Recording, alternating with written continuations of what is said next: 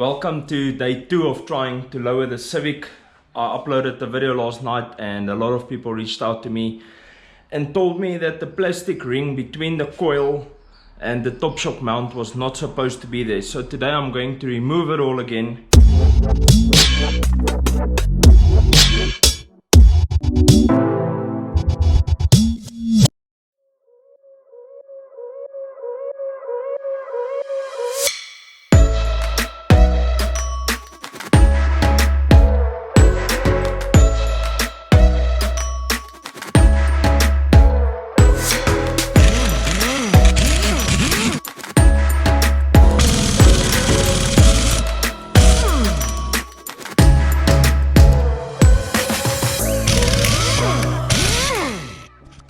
Okay, so now I can explain better.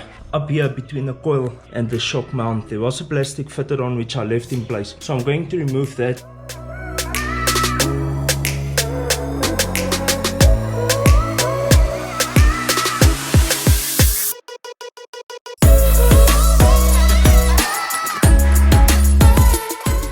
Take out these two springs, one fits at the bottom of the coil and one at the top. So this should give us 15 mil. This is 10 mil, this is 5 mil. What I'm going to do next before I put it back, so in theory it should go 15 mil lower than it was. What I'm going to do next, all round, I'm going to adjust this 10 mil upwards. So we are going to lower it, in theory, 25 mil lower than it was yesterday, or maybe I should go more.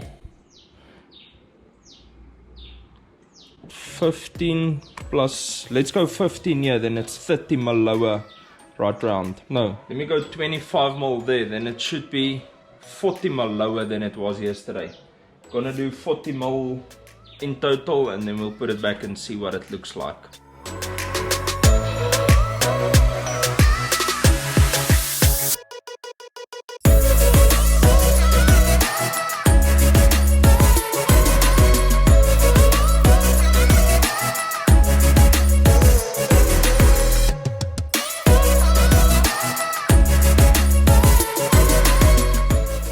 It's been another 24 hours and this is where the car is sitting at the moment. I've driven it for a bit today.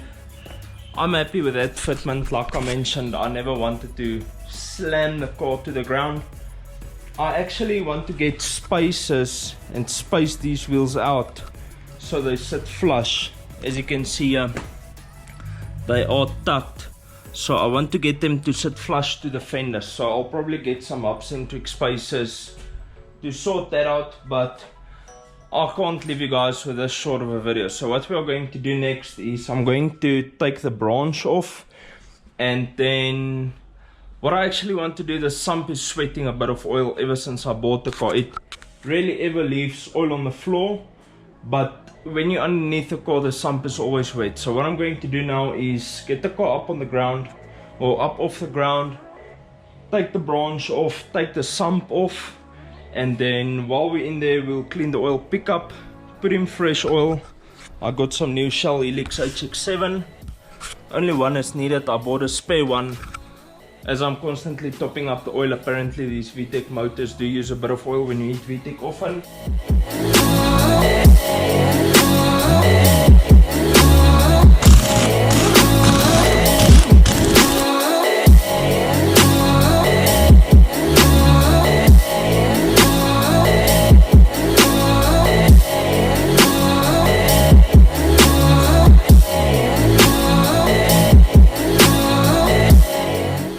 So now, the moment of truth for everyone who did not understand or believe what I said when I said how shitty this branch is.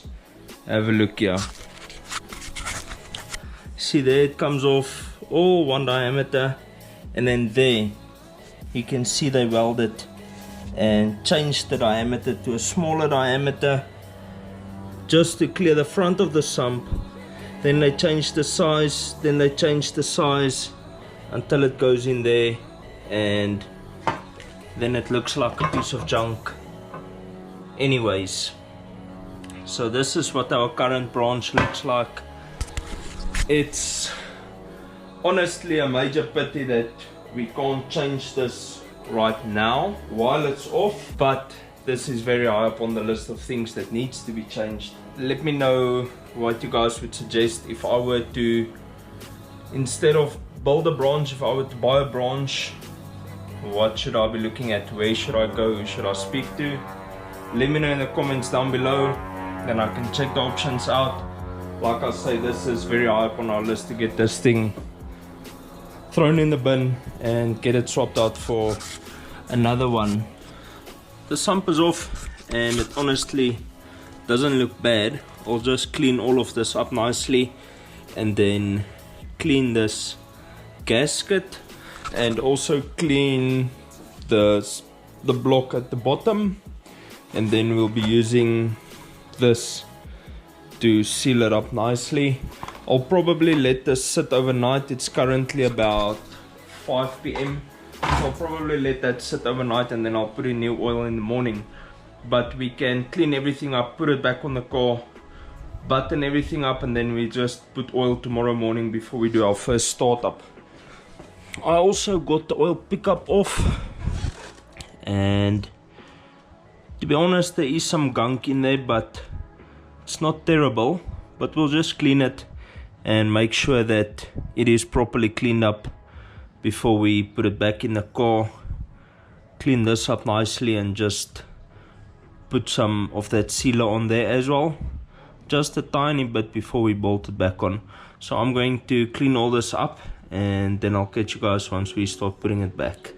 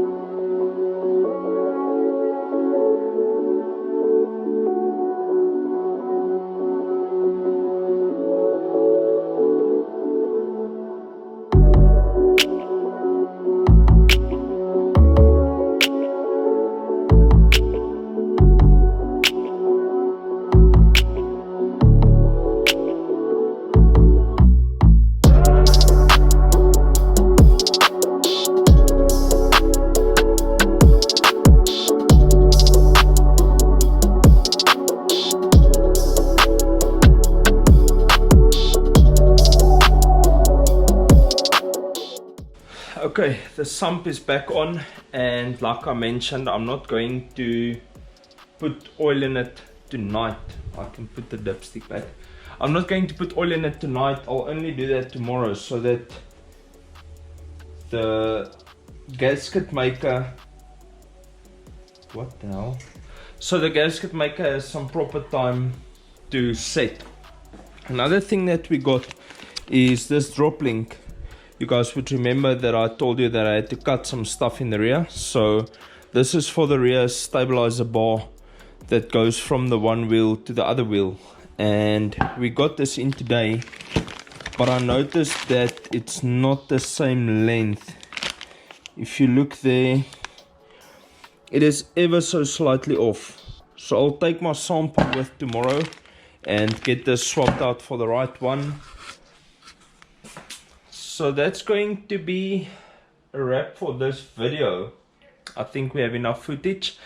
Then we'll do this in a new video, or I might not even show it to you guys. The only thing left is to put in oil and to fit that drop link.